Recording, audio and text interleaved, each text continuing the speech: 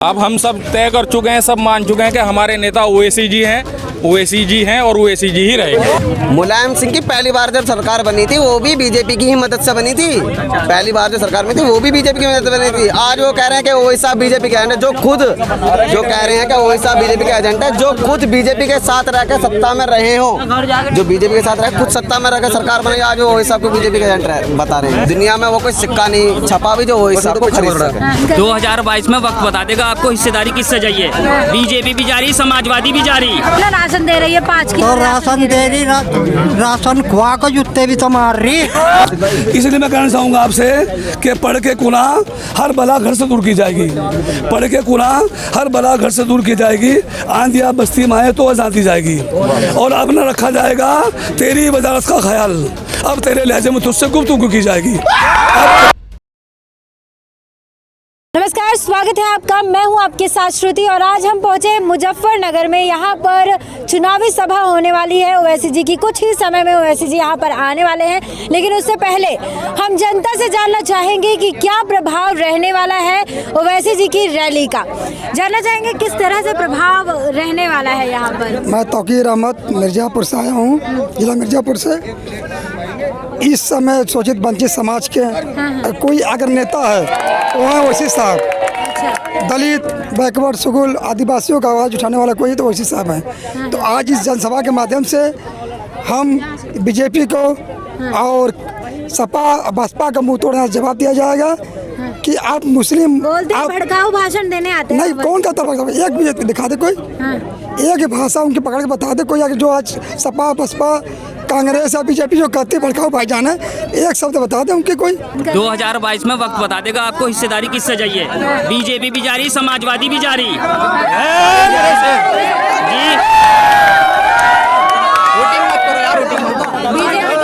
BJP को करेंगे support. क्यों करेंगे बीजेपी को? क्यों करेंगे सपोर्ट? बीजेपी तो जा रही। मांग रहे हैं ना।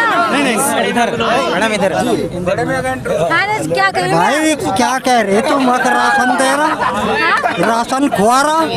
क्या राशन कौन खुआ रहा? राशन बीजेपी कह रही है ना, राशन दे रही है 5 किलो। तो राशन दे रही, राशन खुआ को जूते भी तो मार रही। जूते नहीं मार रही, जूते बताओ। हाँ। कैसे एक तरफ तो राशन दे रही, ऊपर से जूते मार रही। तो यो राशन देना हो, नहीं दे रही मतलब राशन दे तो रही, उसके साथ जूते भी तो दे रही। उनका क्या होगा?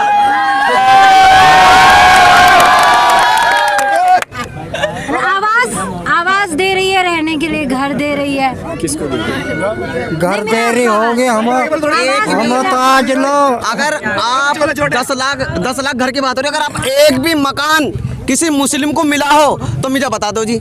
अगर एक भी मकान मिला हो, कोई सिर्फ जुमले से विकास नहीं होता कि जुमले में कहती 10 लाख मकान दे दिए, 20 दे दिए। जुमलों से विकास नहीं होता मैम, जुमलों से विकास नहीं होता। अब हम कहते हैं जी हमारे ओवैसी साहब ने 50 लाख मकान दे दिए, तो कैसे हो जाएगा भैया? वो सब कुछ ठीक कर रही बीजेपी, लेकिन यो तो नहीं ठीक कर रही जो मुसलमानों को जूते मार रही। अच्छा, मुसलमानों को जूते मार रही? वो तो मार नहीं रही। बताओ कहाँ कितने बताऊँ, बता कहाँ किसको वोट देंगे इस बार?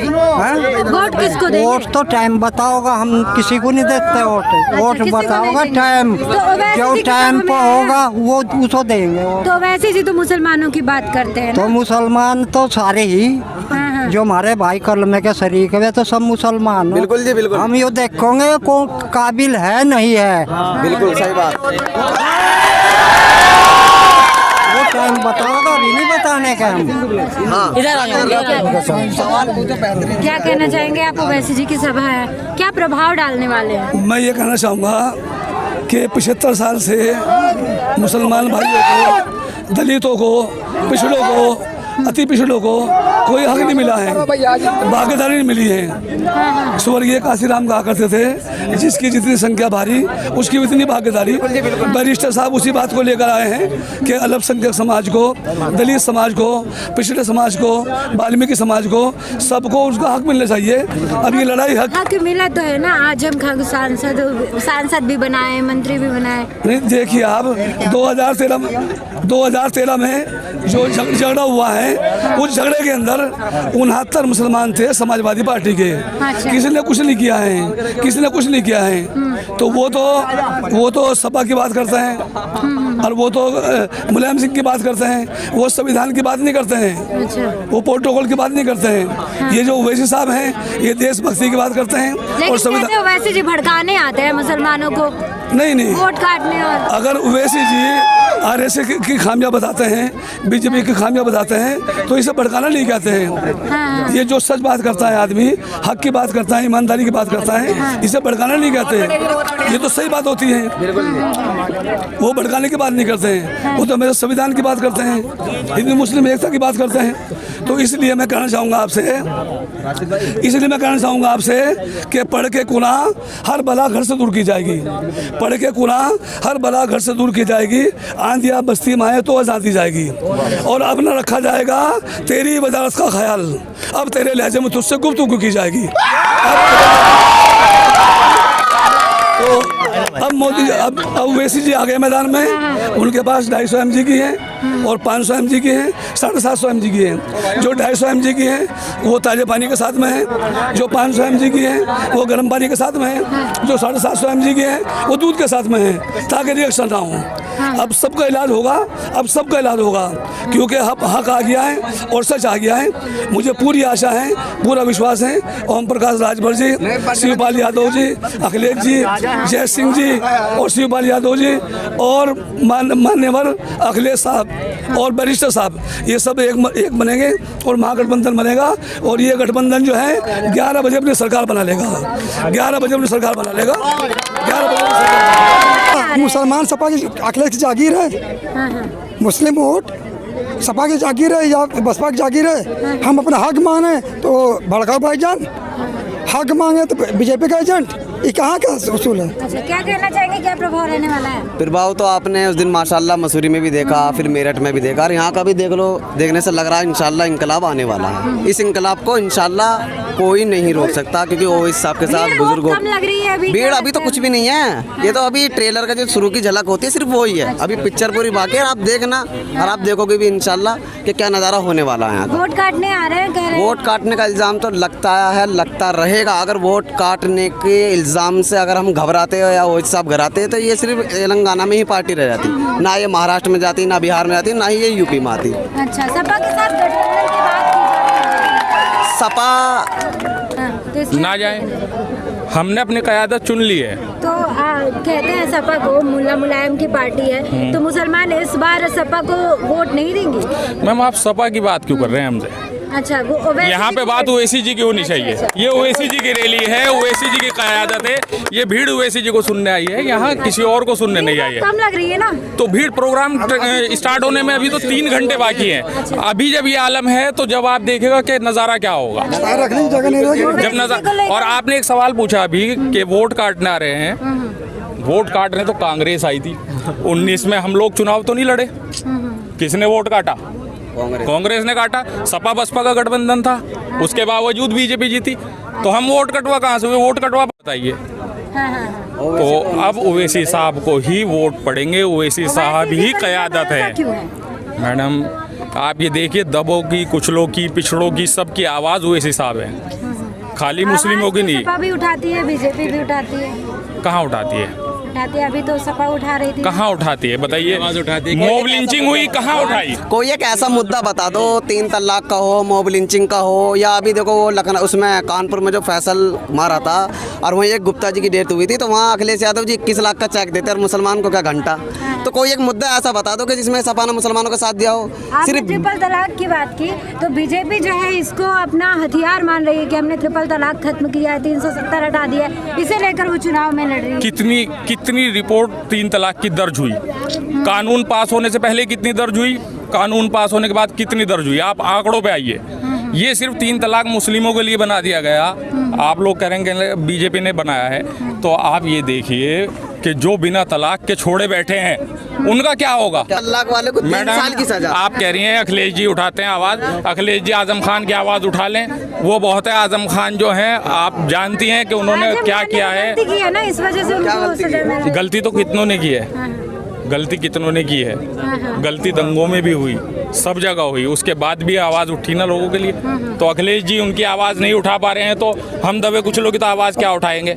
अब हम सब तय कर चुके हैं, सब मान चुके हैं कि हमारे नेता ओवैसी जी हैं, ओवैसी जी हैं और ओवैसी जी ही रहेंगे। ये बताइए, आजम खान साहब 9 बार विधानसभा परिषद विधायक हुए, 1 बार सांसद, 1 बार राज्यसभा सांसद। पता है इसके बावजूद वो बकरी चोर, मुर्गी चोर, काफी चोर, ये क्या है? ये एक सियासत, एक बदले की भावना से उनको फंसाया गया है। और पता है उनकी वाइफ 60 साल 40 साल नौकरी की टीचर की, कोई इल्ज़ाम नहीं आया। फातिमा आजम पे कोई इल्ज़ाम नहीं आया, आज उनको पर बकरी चोरी का इल्ज़ाम लग गया। बताइए। अच्छा, उत्तर प्रदेश में जो है कहते हैं कि विकास की गंगा बह रही है, आप लोग नाखुश क्यों हैं? विकास की गंगा देख लेते, जब कोरोना काल में ऑक्सीजन की कमी की वजह से जो मौजूदा सरकार है, इसी की नाकामियों की वजह से लोगों को ऑक्सीजन नहीं मिल पाई, लोगों को शमशान घाट में लकड़ी नहीं मिल पाई। लोगों ने जिनके मरे थे बेचारे, जिनके उसमें बीमारी में कोरोना में ख़त्म हुए थे, उन्होंने गंगा किनारे दफना के चले गए थे, जिनकी लाशों को फिर कुत्तों ने नोचा था और कौवों ने नोचा था। तो विकास की गंगा तो ऐसी बही है भैया, विकास की गंगा तो वो है असली विकास की। लाश बह रही थी, हमारे इलाहाबाद में लाश की तैर रही थी, लाशें तैर रही थी, इलाहाबाद, बनारस, गाजीपुर में, बिहार में, यही विकास है ना, यही विकास है। हमारे माननीय मुख्यमंत्री योगी आदित्यनाथ जी कहते गड्ढा मुक्त कर देंगे, वो कहने की जुमला गलत था, उनका कहने का मतलब था गड्ढा युक्त कर देंगे। आज पूरे यूपी में कहीं चले जाइए, हर तरफ रोड गड्ढे हैं। लेकिन योगी सरकार का तो कहना है कि गड्ढे बनवा दिए। कहाँ बनवाए? आप देख लीजिए मैडम, आप यही जरा सामने देख लीजिए, जरा आप सामने देख लीजिए ना। आपका टारगेट सपा रहती है भाजपा है? हमारा टारगेट जो मुस्लिम क़यादत को रोकने की बात करेगा वो हमारी टारगेट है, चाहे वो हमारी सपा में हमारा भाई हो। जो मुस्लिम क़यादत को रोकने के अड़चन बनेगा वही हमारा टारगेट रहेगा हमेशा। अब चाहे उसमें बीजेपी हो, चाहे कांग्रेस हो, चाहे सपा हो, चाहे बसपा हो, जो मुस्लिम क़यादत को रोकने की बात करें। मुसलमानों की बात करते तो है सपा। मुल्ला मुलायम किसने बनाया? मुल्ला मुलायम किसने बनाया था? ना मुल्ला मुलायम हमने ही तो बनाया था। मुलायम सिंह की पहली बार जब सरकार बनी थी वो भी बीजेपी की ही मदद से बनी थी। पहली बार जो सरकार में थी वो भी बीजेपी की मदद से बनी थी। आज वो कह रहे हैं कि ओवैसी साहब बीजेपी के एजेंट है, जो कह रहे हैं कि ओवैसी साहब बीजेपी के एजेंट है, जो खुद बीजेपी के साथ रह के सत्ता में रहे हो, जो बीजेपी के साथ रहे खुद सत्ता में रह के सरकार बनाई, आज वो ओवैसी साहब को बीजेपी के एजेंट बता रहे हैं। और भैया दुनिया में वो कोई सिक्का नहीं छपा भी जो ओवैसी साहब को खरीद सके। कितनी सीटों पे जीत की आप उम्मीद रखते हैं? तो हमने जो हमारे राष्ट्रीय अध्यक्ष साहब हैं उन्होंने जो 100 सीटों का टारगेट बनाया है, तो हमें आशा है कि हम 100 की 100 सीटें जीत कर तो 100 इंशाल्लाह। सीटों में सरकार कैसे बनेगी? नहीं, सरकार में हिस्सेदारी का मामला है। अभी सरकार जो बनानी है, किससे हिस्सेदारी चाहिए? जो भी यहाँ उत्तर प्रदेश के अंदर सरकार बनेगी उसमें इंशाल्लाह वो ओवैसी साहब की बगैर मर्जी के कोई सरकार नहीं बनेगी, हमारे समर्थन के बगैर। बीजेपी की बन रही होगी फिर? कौन? बीजेपी की कोई सरकार नहीं बनेगी, टाइम खत्म हो चुका है। कोई ये जो आप समझिए 2022 में उत्तर प्रदेश में सरकार खत्म होने जा रही है और आने वाला जो एमपी का चुनाव होगा उसमें केंद्र से भी खत्म होने जा रहा है। कहते हैं कि ओवैसी जी को सिर्फ सुनने आते हैं लोग, वोट में तब्दील नहीं हो पाता है। नहीं, देखिए आप बिहार में वोट में तब्दील करा उन लोगों ने, हैदराबाद में वोट में तब्दील किया, महाराष्ट्र में और कैसे वोट चाहिए? एक आदमी हैदराबाद से चल के आया, महाराष्ट्र में देखिए वहाँ एमपी बनाए उन लोगों ने, विधायक बनाए, और कैसा वोट चाहिए? ये तो है नहीं कि एकदम ही आदमी आप युवा है, युवाओं को लेकर बीजेपी जो है बहुत बोलती है कि उनको रोजगार दिया है, शिक्षा मिल रही है, क्या कहना चाहेंगे आप? देखिए मैम, मैं 2017 में ग्रेजुएशन पास आउट हूँ। अच्छा। आप देख लो मैं कितना बेरोजगार हूँ। रोजगार होता तो मैं पार्टी ज्वाइन ना करता। अच्छा। अब जब रोजगार नहीं मिला, उस रोजगार को तलाश में, उसकी ढूंढने की तलाश में मैंने पार्टी ज्वाइन की। कम से कम अपना वजूद के काम आवे, जो पढ़ाई लिखाई अपने की अपनी कौम के काम आवे, इसलिए अपनी कौम को उठाने के लिए हम इस पार्टी से जुड़े, जो अपने मुसलमानों की। रोजगार की बात कर रहे हैं आप, सबका ई रिक्शा दे तो रही है। ई रिक्शा से रोजगार होता है? ई रिक्शा चलाएंगे भी रोजगार है, पकौड़ा तलना भी रोजगार है। तो ये बताइए, मैं पकौड़ा तलूं ग्रेजुएशन करके? सही बात है। कोई भी रोजगार छोटा बड़ा थोड़ी ना होता है। फिर तो अनपढ़ी ठीक है। क्या कहना चाहेंगे आप? मैम, मोदी जी की कुर्सी पर भाई को बिठा दीजिए और मोदी जी पकौड़ा तल लेंगे। बिल्कुल, ऐसा भी हो सकता है। अच्छा। क्योंकि मोदी जी की इतनी है, भाई वकील है। राशन क्या करेंगे? राशन का 5 किलो का राशन। मुसलमान तो माशाल्लाह अपना सरकार कह रही है ना 4000 जो है करोड़ वो मैं ये कह रहा हूँ, मुसलमान पिंचर बनाने वाला है ना, मुसलमान पिंचर बनाने वाला है, मोटर मैकेनिक, तो मुसलमान मेहनत का खाता है, मेहनत का मुसलमान 5 किलो राशन पर नहीं है टिका हुआ। कुछ भी नहीं है, कागजी और क्या होगा, क्या राशन देकर जो खा रहे हैं खाने दो उन्हें, हम तो नहीं है भाई, हम मेहनत का खाते हैं, हमारी कौम भी माशाल्लाह मेहनत का खाते हैं, जो ले रहे होंगे लेने दो, लेकिन भाई हमें वोट सिर्फ उसे देंगे जो हमारे समाज की, जो दबे कुचलों की बात करेगा, हिस्सेदारी की बात करे, उसे वोट दीजिए। तो यहाँ पर तमाम लोग मौजूद हैं जिनसे हमने बातचीत की।